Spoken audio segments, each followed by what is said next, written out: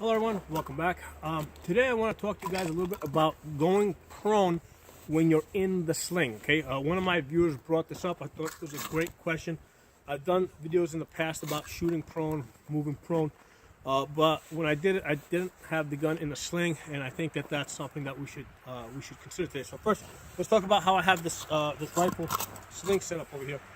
I have the sling with a QD mount on the left side of the rail all the way to the front, and then I have it on the outside of the stock all the way to the back. I have found that I like having it at the furthest points on the rifle because it controls the rifle. Okay, so if I want to get the gun out of my way, I throw it around my back. Most of the time, you're going to be doing other stuff besides shooting, right? Because a lot of times I'm walking through the woods to get to my shooting area. I'm carrying things. I don't want weight in front of me. I want it behind me. Okay, so by having the gun at the two furthest points, it's controlled. You'll notice that the muzzle's pointed up. You want it tight enough so that the muzzle stays pointed up. If you see that the muzzle's starting to fall down, like to the side a little bit, what that means is it's probably too loose. Okay, so you want to have it tight enough so that it actually sits on your back. To retrieve it, you grab the comb of the stock, bring it around, place this on your chest, and now this is like I'm going to my holster in the pistol, right?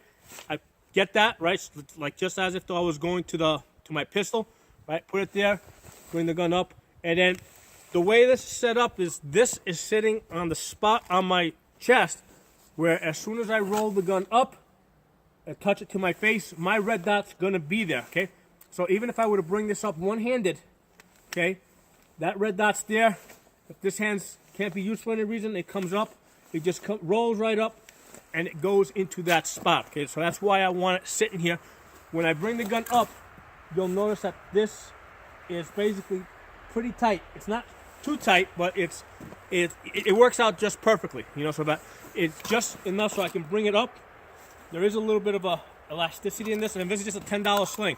Nothing expensive here, right? $10 sling, probably another $10, $15 in these QD mounts over here. Able to roll the gun back around this way, get it out of my way, go about my business, grab the gun, roll it around, retrieve it, go to work when I need to go to work, okay? Another nice thing about this being on the outside is if I need to do a transition, right? Let's say I need to shoot to the left side. I get my arm out, transition to the left side, switch my arms if I need to, bring the gun back, get back on the right side, get back in the gun, okay? Get back in the sling. So this is how I normally have the gun slung. I practice transitions. In reality, don't expect to do too many left-right transitions, right? So this is really cool if you're training, but don't force it. You know, like for example, if training is one thing, shooting real-life self-defense another situation. You're probably not going to need to transition that often. So just be aware of that. Now, let's talk about going prone. How does that work? Right, so what I'm going to do now, and you can do this at home with your rifle as well, I'm going to raise the gun, and I'm just going to lift it up over my head. And you see as I do that, my arm naturally comes out of the sling. That's how that naturally works. Okay, it just naturally comes out of the sling as I raise it up, and then naturally falls back in. Now, when we're going to the ground, because obviously here gravity's kind of helping the sling, you know, when we're going to the ground, it's not going to be that fluid, but it's going to be pretty, it's going to happen pretty naturally. The thing to understand with the sling, right, it's here for two purposes, right? Number one, so I can carry the gun and distribute the weight evenly, right? So that it's not stressing me out as I'm standing. So I don't want the gun tiring me out. So it's there so I can comfortably carry the gun. The other reason why the sling is here is for retention purposes. So nobody can grab the gun off of me, okay? Because if somebody's trying to yank this gun off of me, while they're busy fumbling with this gun, I'm going to my pistol, right? So that's why the rifle is there.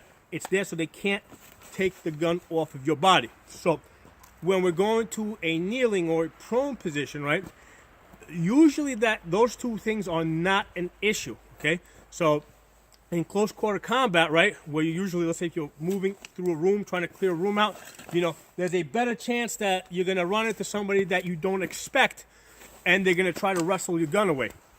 So that's why the gun needs to be around your body. If you're in a situation where you would want to go kneeling or go prone, you're probably not in close quarter combat. So it's not an issue if the sling, if your arm comes out of the sling.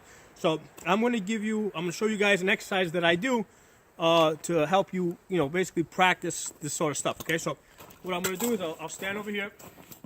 All right, I'm going to come up, fire one shot standing, safety on. Now I'm going to go kneeling, fire one shot, go back on safe.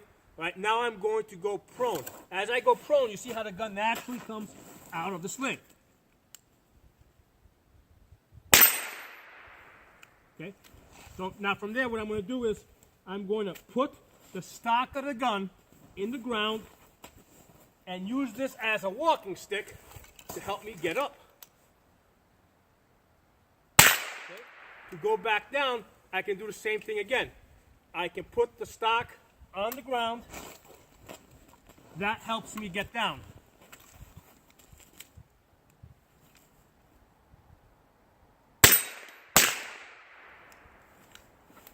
Get up. All right.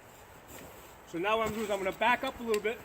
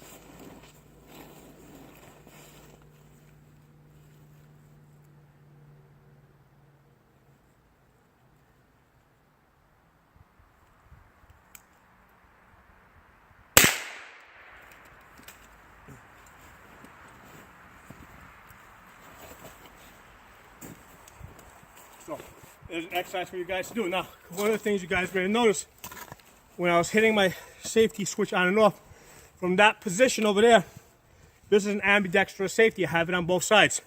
So when I'm in this position like this, it can, especially with the gloves on, it can be a little bit more difficult to get to the safety on the thumb side. So I was just working it on the other side with my index finger. So another benefit of having the ambidextrous safety. So now sometimes as you're going down, things can get kind of tied up.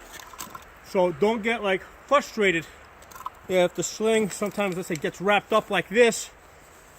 Figure out what you gotta do to undo it, right? Real life situation.